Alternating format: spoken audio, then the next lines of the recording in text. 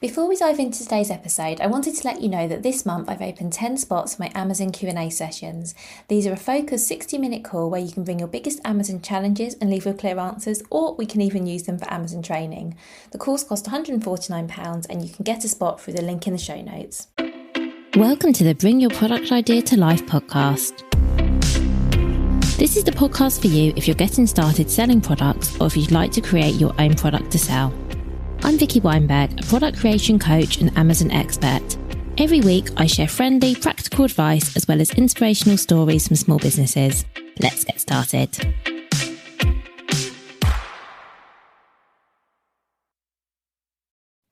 Hello, and welcome to another episode of Bring Your Product Idea to Life. So, today I want to talk about the not so obvious things that might be costing you money or sales on Amazon, because sometimes the things that are affecting your sales aren't the obvious ones. Consider this as the hidden pitfalls episode. I'm going to talk about some of the things that I've seen recently, a few examples that maybe aren't on your radar, they're certainly not on many people's, that can cause some issues with Amazon, and then I'm also going to tell you how you can fix them. So this will be a fairly short episode, so you won't be here for long. You might want to take some notes of these, or maybe this is one you want to come back to, but let's get stuck in. So one of the most common things I see is back-end search terms missing from the listing. And this results in your products not coming up as high in search as they could do. So what the back-end search terms are is on the back of your product listing, you will see a field that says search terms, or sometimes it says generic keywords. And this is where you can put relevant keywords to your product in there. It's great if you can put in terms and phrases that aren't duplicating what's in your actual listing text, but think of these are things to aid Amazon with search. So think of this as a way of telling Amazon what your product is, what it's about, what the features are, so that when someone's searching for a product like yours, it helps give Amazon a bit more information that tells them, okay, this is what the customer's looking for, and then they show them your listing. Very, very often I find these are blank, and this isn't ideal because this is a great space for SEO, so make the most of it. Other things I see when it comes to back-end search terms are commas being used. There's absolutely no need to use commas. You only get a limited amount of characters. So if you're putting a comma between every word, you're using characters unnecessarily. And then the final thing that I see when people have got search terms, that could be done better is repetition of words. So for example, if I was selling a baby blanket, I might see that someone's put baby blanket for boys, baby blanket. Whereas you wouldn't use all of those words that many times. You would use the word boys, the word baby, and the word blanket, and then you'd have lots and lots of space for other keywords. So think of your search terms as not words, not phrases or sentences, but strings of words. If you put them together, would make phrases and sentences relevant to your product. So there's no need for any repetition of words as well. So the second thing that I see causing issues on Amazon are old advertising campaigns that are still running, that are eating into budgets, and people are just not aware of them. So I spoke last week about finding brands that have a large numbers of campaigns running and some of them being unchecked. This can obviously cost a lot of money and bring your overall ROAS way down. So this one luckily has a really easy solution. If you know that you have an Amazon advertising account, particularly if you're not on top of it, maybe you haven't been in and checked for a while. First of all, check to see if you do have any campaigns running. Sometimes people are surprised because, they remembered that they turned their ads off, but perhaps didn't for some reason. It's so easily done, isn't it, when we've got so much to think about? I definitely did that with the ads for my book. I turned them on last Christmas, and then in January I was like, I'll turn the ads to my book off because I'm not going to be sort of promoting my book via ads anymore. And then it got to like midway through the month and I got an advertising bill from Amazon, was like, oh, maybe I didn't turn those off. And yeah, I hadn't. I completely forgot because it just slipped my mind, but it is something that only takes seconds. That's definitely something to do. If you have a large number of campaigns, and I've definitely spoken about this before, but keep on top of them, have a look, see which ones are working for you, see which ones aren't. And if you have some campaigns that are not providing a good return, you either want to optimize them or you want to close them, whatever makes the most sense for you. But what you don't want to do is just leave campaigns running that are costing you money, that aren't generating sales, or are generating sales at a poor return and doing nothing with them. So this is another key one to take a look at. Some of the other things that could be costing you sales without you realising are unresolved compliance notifications and your products being suppressed as a result of these. So you might be notified if you have a compliance notification, but you might not. So I worked with a brand recently where one of their product listings wasn't active, the stock was stranded, and because they had such a large inventory, this was something that's completely passed them by. Absolutely not their fault. Let's be honest, it's easy for things to be missed when you're really busy. Amazon probably isn't your full-time job, but of course, the consequences of that are having a product that wasn't selling, having stock that you're paying for that you can't sell. It's not great. I also worked with a brand recently who thought that their sales were down, and they were saying to me, "Oh, I haven't had many sales in the last week, and I don't know why that is."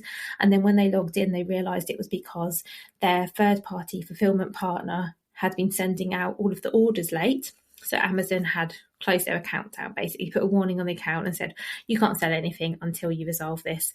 And of course, like most of us, if you're not in Amazon every day, this was something that you wouldn't know.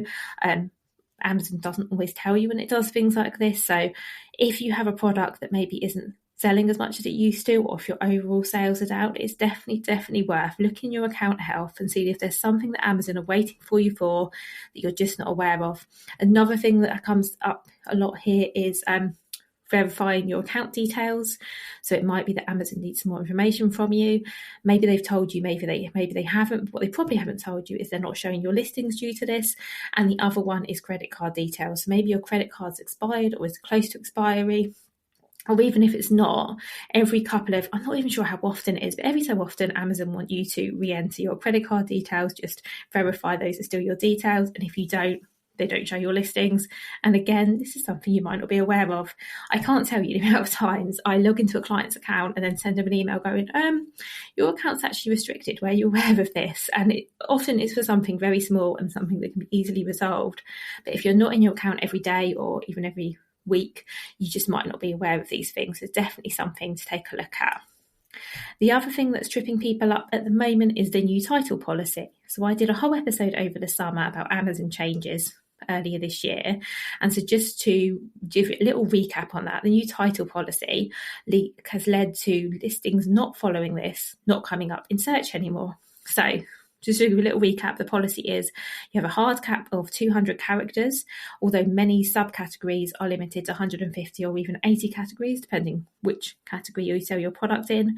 You can't have any promotional language in your title, no emojis, no special characters. You can't use all caps unless your brand name's in all caps. And this is the one that's tripping a lot of people up, is you can't repeat the same keyword more than twice.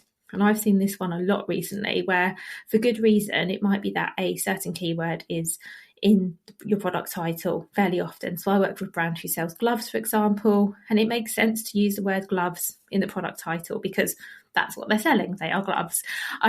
However, in the listings where the word gloves was used more than twice, we had to fix this pretty quickly, because if not, basically since May, Amazon have been doing automated sweeps every week, and effective listings vanished from search until corrected. However, Amazon are not letting people know this has happened.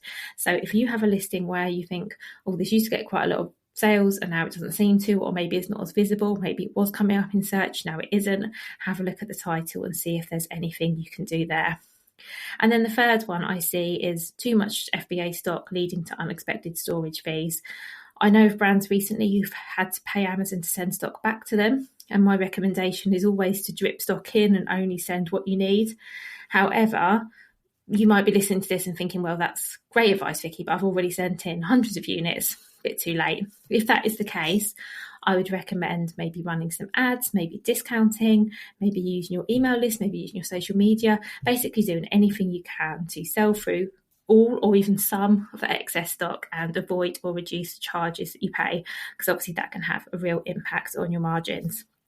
None of the information shared in this episode, I should say, is intended to shame you or make you feel bad or make you feel like you're not managing your Amazon account well enough. Because as I've said, the whole point of this is showing things that they're hidden pitfalls. They're things that people just aren't aware of, because unless you are a full-time Amazon manager and managing your Amazon account is all you do, you're not going to be aware of a lot of these things.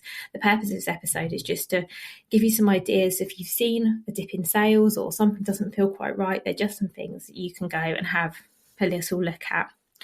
So if any of this is useful for you, do go and take a quick look.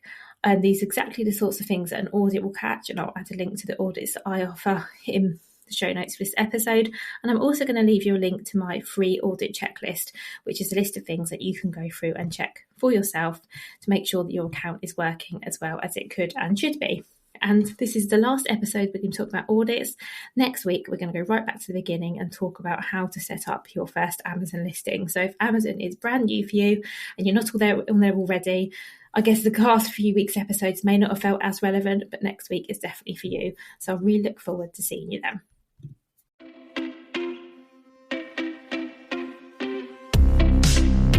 Thank you so much for listening right to the end of this episode. Do remember that you can get the full back catalogue and lots of free resources on my website, vickyweinberg.com. Please do remember to rate and review this episode if you've enjoyed it, and also share it with a friend who you think might find it useful. Thank you again, and see you next week.